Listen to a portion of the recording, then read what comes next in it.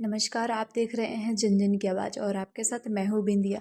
आज हम बात करेंगे बंगाल में हुई हिंसा के बारे में। जी हाँ, आखिर बंगाल में क्यों हो रहे हैं हिंसा, आइए जानते हैं। पश्चिम बंगाल में संदेश खाली हिंसा के मुद्दे पर राजनीतिक घमासान बढ़ता जा रहा है। आपको बता दें कि बीजेपी ने महिला मुख्यमंत्री के शासन में यौन उत्पीड़न की घटनाओं को लेकर हमलावर है, तो वहीं दूसरी तरफ ममता बनर्जी ने हिंसा के आरएसएस को जिम्मेदार ठहराया है। इस मुद्दे पर पिछले 1 महीने से घमासान जारी है। संदेश संदेश खाली में महिलाओं के यौन उत्पीड़न पर घिरी मुख्यमंत्री ममता बनर्जी। संदेश खाली के मुद्दे पर बीजेपी कोलकाता से लेकर दिल्ली तक आक्रामक। विधानसभा में सीएम ममता बनर्जी ने हिंसा के लिए आरएसएस को बताया जिम्मेदार। टीएमसी से बीजेपी में गए पूर्व रेल मंत्री दिनेश त्रिवेदी ने कहा, नंदीग्राम की याद आ गई। पश्चिम बंगाल में संदेश खाली के महिलाओं के यौन उत्पीड़न और हिंसा के मुद्दे पर बीजेपी आक्रामक है। बीजेपी विधानसभा के से लेकर संदेश खाली और राज्य के दूसरे हिस्सों में इस मुद्दे पर प्रदर्शन करके मुख्यमंत्री ममता बनर्जी से इस्तीफा मांग रही है। तो वहीं दूसरी तरफ ममता बनर्जी ने संदेश खाली में हिंसा के लिए राष्ट्रीय स्वयंसेवक संघ को जिम्मेदार ठहराते हुए दावा किया कि सरस्वती पूजा के दौरान अन्य योजनाएं भी थीं। ममता बनर्जी ने विधानसभा में संदेश खाली के मुद्दे पर अपनी बात रखी।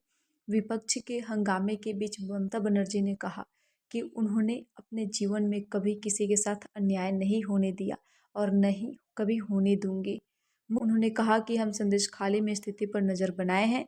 गलत काम में शामिल किसी भी व्यक्ति को बख्शा नहीं जाएगा। बनर्जी ने कहा कि आरएसएस का वहाँ आधार है। 7 से 8 साल पहले वहाँ दंगे हुए थे। यह संवेदनशील दंगा स्थलों में से एक है। हमने सरस्वती पूजा के दौरान स्थिति को मजबूती से संभाला, अन्यथा अन्य योजनाएं भी थीं। ममता बनर्जी ने कहा कि हमारी महिला टीम वहाँ मौजूद है। एक पुलिस टीम लोगों को शिकायतें सुनने के लिए उनके दरवाजे पर जा रही है। संदेश खाली के मुद्दे पर पश्चिम बंगाल लेकर दिल्ली बीजेपी ममता बनर्जी पर हमलावर है। पार्टी के राष्ट्रीय प्रवक्ता गौरव भाटिया ने कहा कि पश्चिम बंगाल के संदेश खाली क्षेत्र में महिलाओं की यौन उत्पीड़न की शिकायतों पर राज्य सरकार कोई कार्रवाई नहीं कर रही है। तृणमूल कांग्रेस के गुंडे अपनी मनमानी चला रहे हैं। उन्होंने कहा कि महिला मुख्यमंत्री को अपने राज्य की पीड़ित महिलाओं के साथ खड़ा होना चाहिए था, लेकिन इसका उलट रहा है। मुख्यमंत्री अपराध करने वालों को बचाने में लगी हैं। उन्होंने कहा कि मुख्यमंत्री ममता बनर्जी को पद पर बने रहने का कोई अधिकार नहीं है और अगर उनमें थोड़ी भी शिष्टता बची है तो उन्हें तुरंत इस्तीफा दे देना चाहिए, तभी पीड़ितों को इंसाफ मिल सकेगा। पश्चिम बंगाल में विपक्ष के नेता शुभेंदु अधिकारी ने कहा कि हमने निलंबन के खिलाफ 1 घंटे तक विरोध प्रदर्शन किया। संदेश खाली में जो हुआ उसके खिलाफ आवाज़ उठाने के लिए ममता बनर्जी ने मुझे और 4 अन्य विधायकों को विधानसभा से निलंबित कर दिया।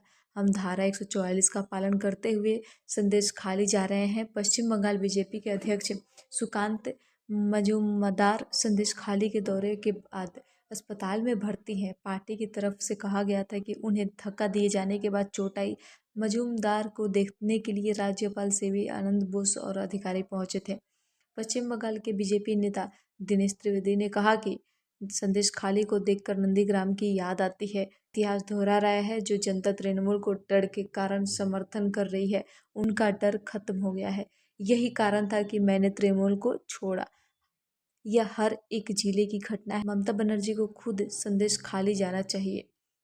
संदेश खाली और चोपड़ा की घटना एक नहीं है। चोपड़ा में जो हुआ बेहद दुर्भाग्यपूर्ण है। संदेश खाली में जो हुआ वह कई महीनों से हो रहा था।